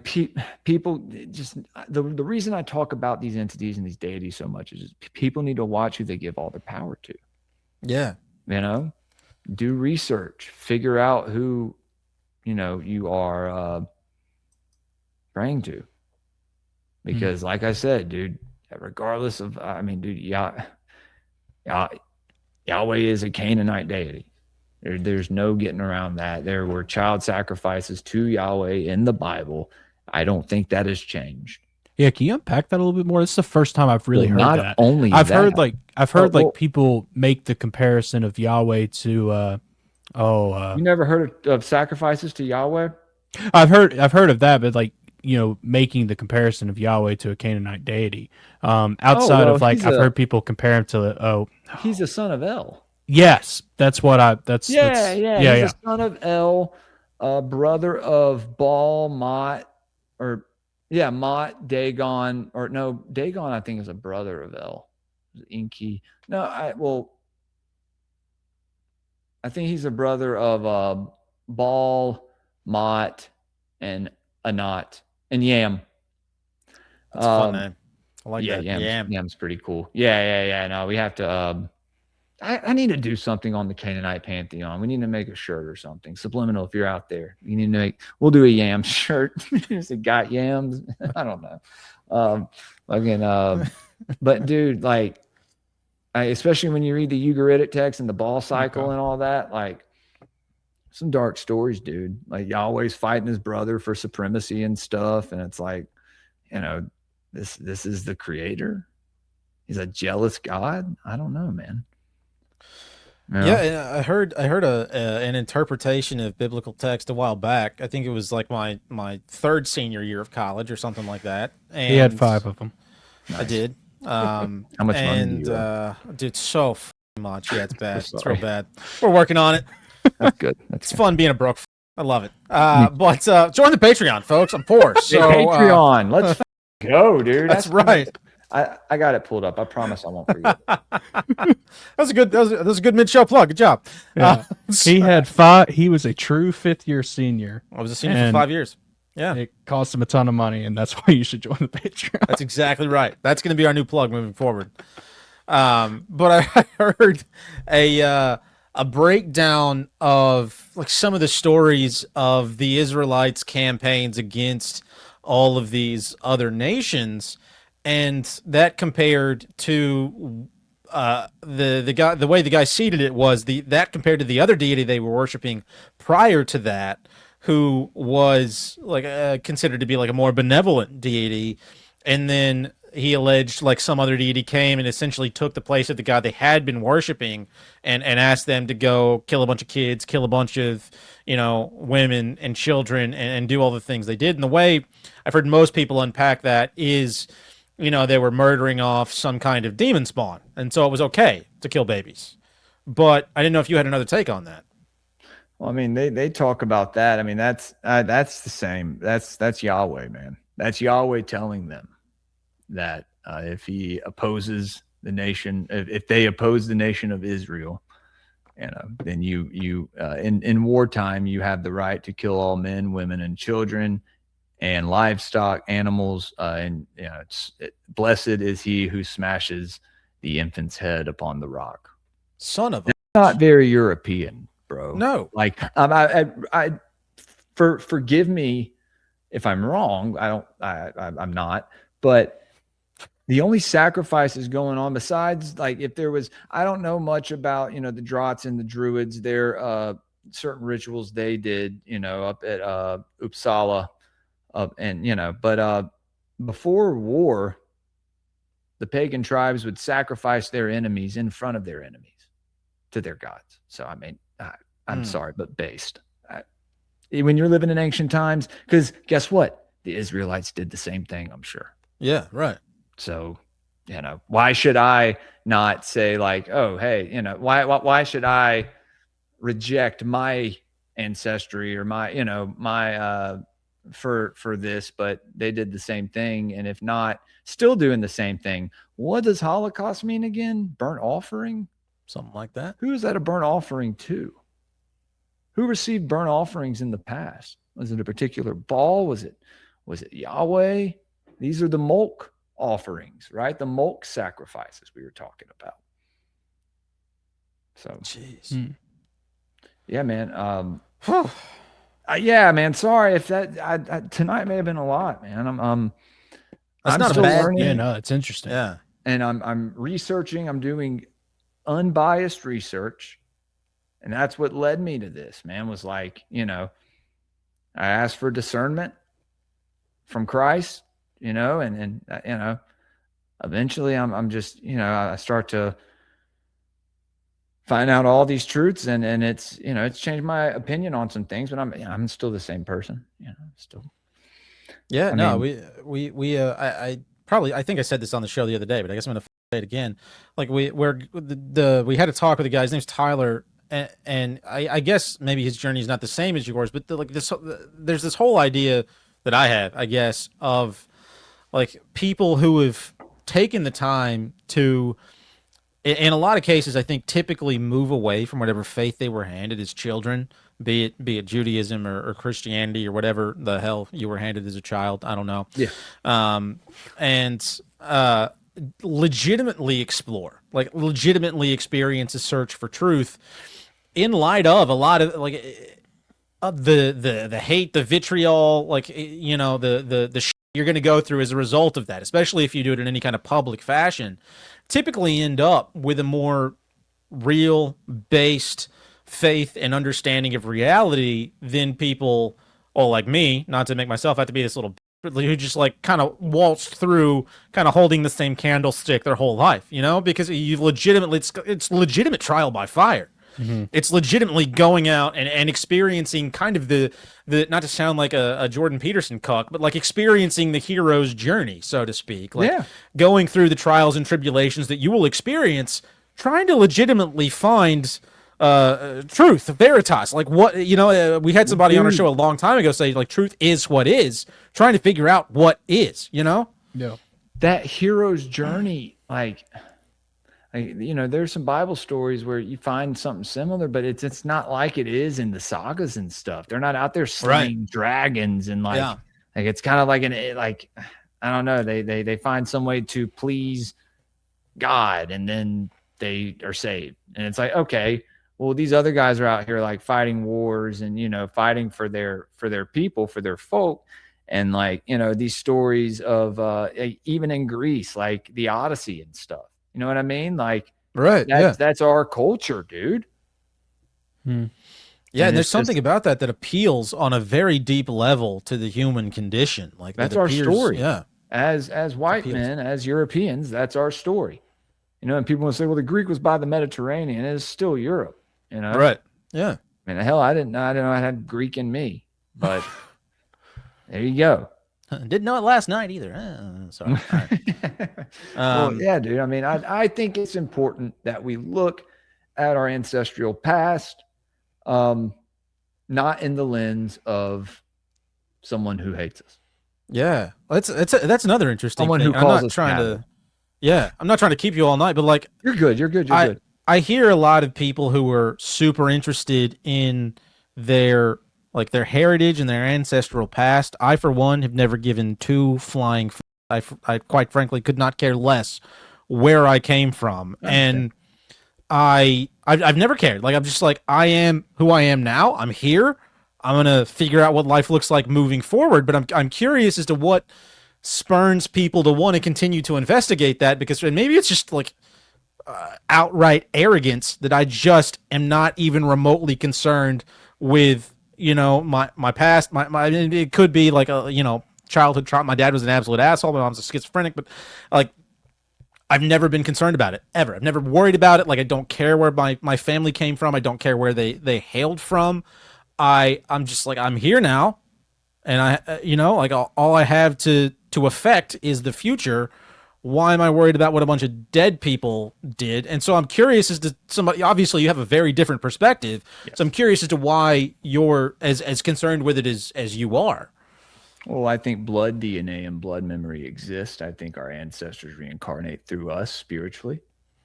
Not like you would think, like, like them having some experience as they know it's them, right? Yeah, from the past. But like it kind of amalgamates to this one consciousness, maybe, right? Yeah. I've kind of viewed it as that. It was me realizing that, I'm 0% Jewish and that I'm 100% European, and that I was raised in a mostly black community. I was very you could say anti-white, and then my father-in-law was murdered by a black kid, and that radicalized me to a point. That it made me care about white people more. It made me care about our race more. And then as I started to get into where I come from, my DNA, I find it fascinating. And I realized that me and my wife, centuries back, our families may have been the same in England, which is funny. You talked about that earlier. It's like, yeah, these people just married like the next person over, like, the town. They could have been third, fourth cousins, but like, it was like, that's how it was cool back then. Man, that's how it was. It was chill. And man, it's now the fact that like 100 years ago, we were a third of the population on this planet. And now we are getting, 7%. Damn. That's really scary. You didn't know that? That's alarming. Yeah, man. That's alarming. That is one of the things that, I fear. Yeah. The gingers are even a smaller percentage of that. So we're like, if we go, then our history goes, our culture goes, Christianity definitely goes. Right. Anything that has brought civilized society to what it is today, unless it's in these other countries, I don't know how civilized some of them are, but I guess you could exclude places like Japan, but I'm just saying, it's something that dawned on me, especially now that I have kids. Right. And I'm sure that changes the propaganda being pushed. Oh, I'm sorry. What's up, brother? No, go ahead. Well, I was just going to say, you see the propaganda being pushed, trying to eliminate us. Yeah. You see it every day, whether it's in an ad, whether someone, it's a viral video, or, they'll expose, this white guy that did some crazy shit who us as a community would completely condemn. And if not publicly execute him. Right. Yeah. But then when it's the other way around, it's like, no, they built like, they make a GoFundMe, and they like, it's like, this kid's that Austin Metcalf kid that got stabbed at that track meet, you had a lot of black people on Twitter just being like, yeah, he deserved it, that kid. And it's like, what? Yeah. What world is that okay? They're acting that way because they're tribal, right? They don't care if that kid was in the wrong. He's black, so they're going to have his back. And unfortunately, we have been programmed, and maybe our altruism, maybe, and I don't want to get into IQs, but hey, but we've been programmed to do the opposite. We care. We feed countries who are starving when our own people here, our own, folk here can't eat, or, you know, we have places like North Carolina or somewhere in Texas or Florida that are still in disarray. People don't have houses. Hell, Yazoo City, have the places demolished, you know? Yeah. And, it's just like, I don't know, man. You just, you see it. And if you don't take a stand for it, who the f is going to? Because I'll tell you this right now, no other race will stick up for you. And if they do, it's for clicks. So they won't stick up for you or your children. And then when it comes down to it, it's for my kids. It's for every other white person's kids. And it's not to say that I don't care about other races' kids, but it seems like their future is secure. Right. They can get into Harvard. They'll be fine. They can get a job. Yeah. They can, they can thrive in their own community. Right. Can ours? Without fear. Yeah. Because I worry every time I open my mouth in certain scenarios, depending on where I am. And you know, that anything I say is going to be taken the wrong way. It's this idea of like censorship based on kind of what you look like. It's very strange.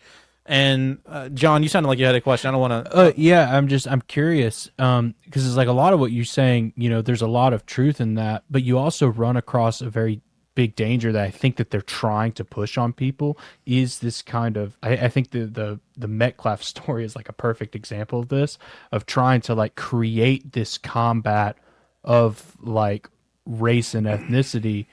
And they're trying to manipulate people to do that as well. So it's like, how do you balance and like avoid falling into the narratives that they obviously want us to fall into, but while also like kind of keeping a hold of a lot of what you're saying, which is, you know, very true.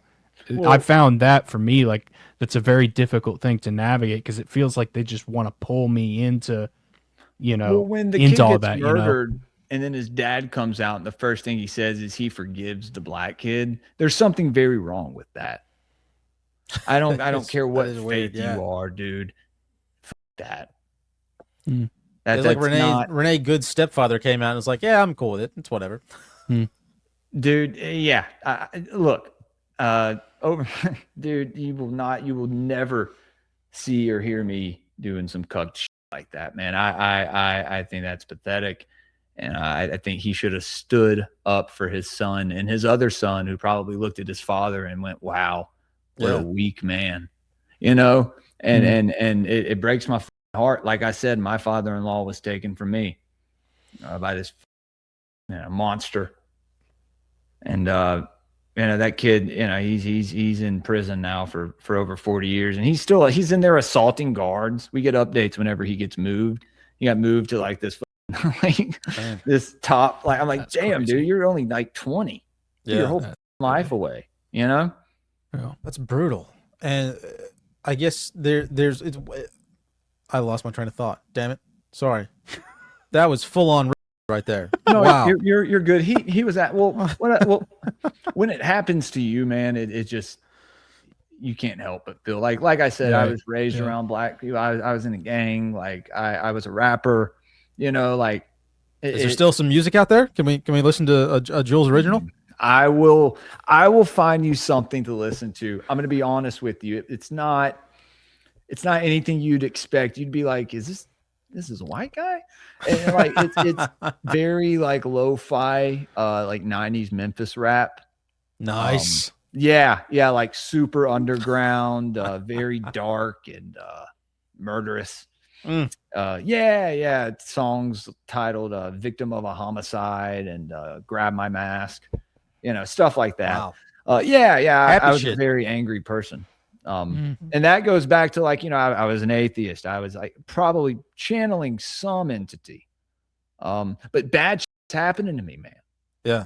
And I can never, well, obviously now I know, right? Like I was just living like shit. I was making terrible decisions. I wasn't being a good father or husband. I was a young father, but which stayed with me for so long. I don't want to get into that anyway. That's got over that. Me and my son are cool. He's 12. He's based as fuck.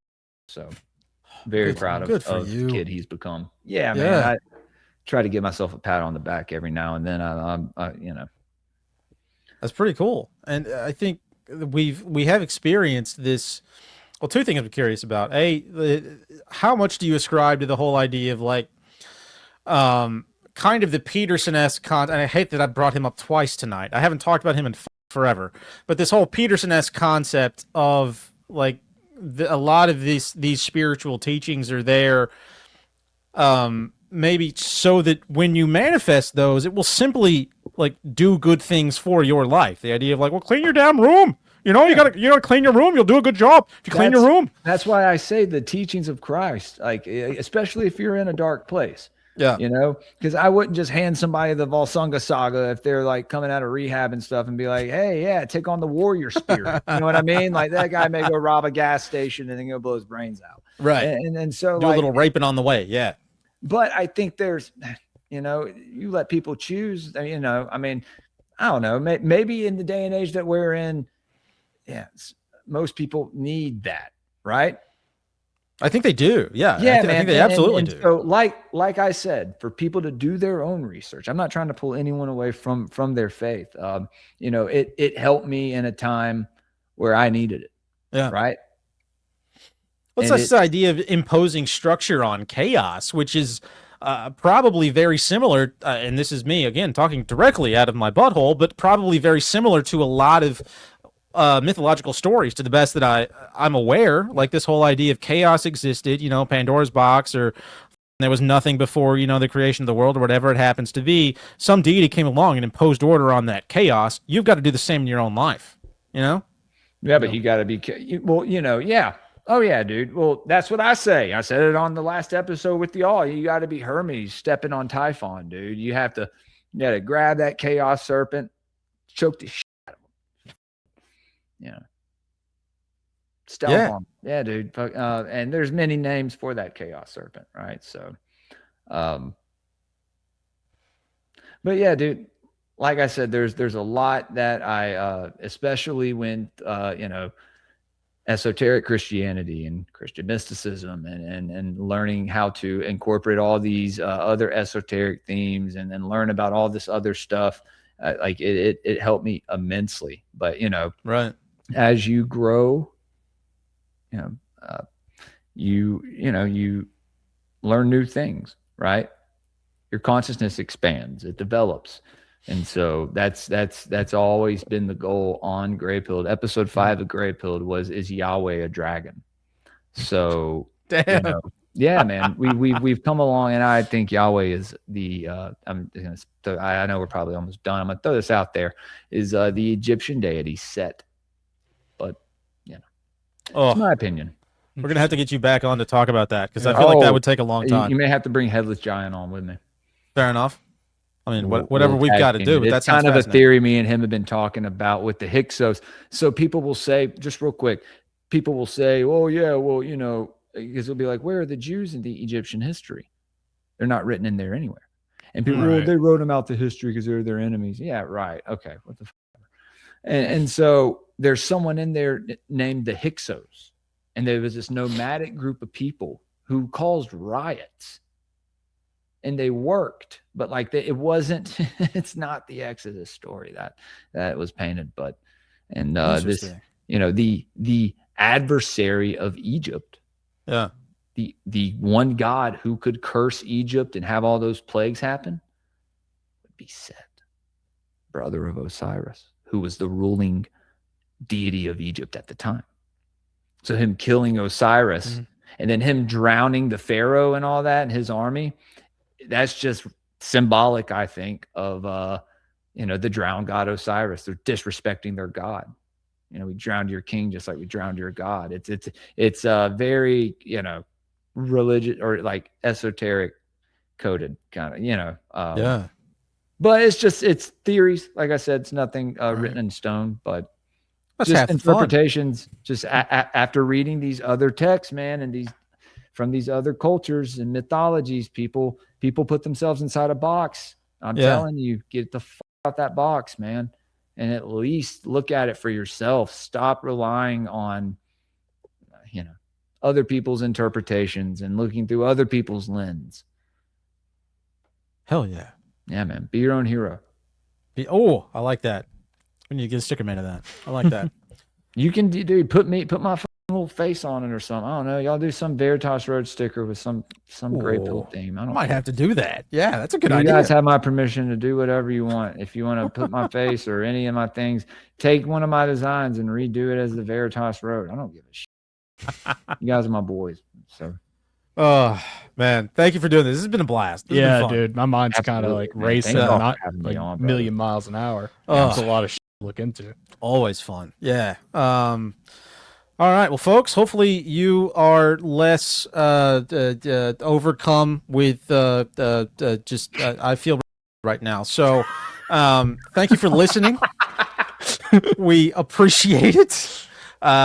Be sure to go that in a real way when you feel.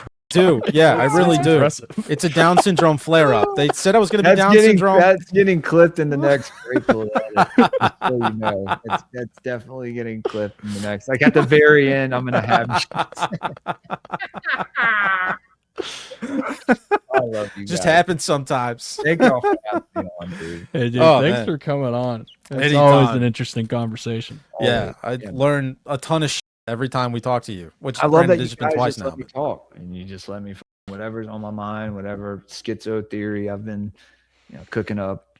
Hey, that's the whole idea. It's just learning shit, man. Yeah. And who better to learn from than the people who are out there doing the actual research? Yeah, that's the goal. That's what we're here for. We're here for it. Yeah, man.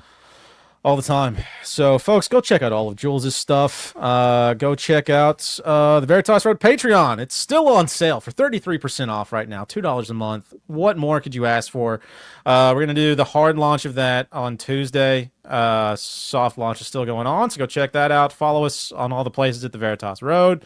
Like and subscribe to us, to Greypilled. You will not regret subscribing to Greypilled. What do we have coming up, John? I've already forgotten.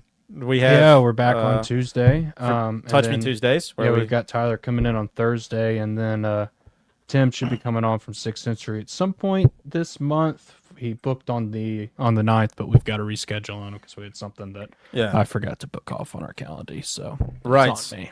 So yeah, Tuesdays for Touch Me Tuesdays. We'll be back. Hard launch of the Patreon will be that day. We're revealing our new sticker designs. Too, brother. I'll try to get some people in there because Tomcat from Strange Brew, y'all need to have him on. He's a good guy. Another name to write down. Yeah, I watched Brew podcast.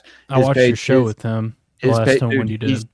Incredible. Y'all need to go on one of his episodes with him, and he'll be like, "Hey, we're gonna talk about this. If y'all want to talk about this during this time," and so he has like these presentations he sets up, and it's it's great, man. It's great. He's a great dude, and love Tom. He's been a big part of Greypilled. He's been on. We've done a lot of shit together. So but his Patreon is like $3.50. So I tell people, I'm like, yo, go sign up. Like, it's literally. So go sign up for Veritas Road, guys. Go do it. Like, if you're someone who's on my Patreon, go help the boys out because I'm sure they'd like to do. I'm sure they like to stream more as well. We're working on it slowly but surely. We got 5 years. I'll have something that we can all, have a platform. I don't know. I'm not promising anything, but I'm just throwing options out there, man. We could all, dreams. I love it. These dreams.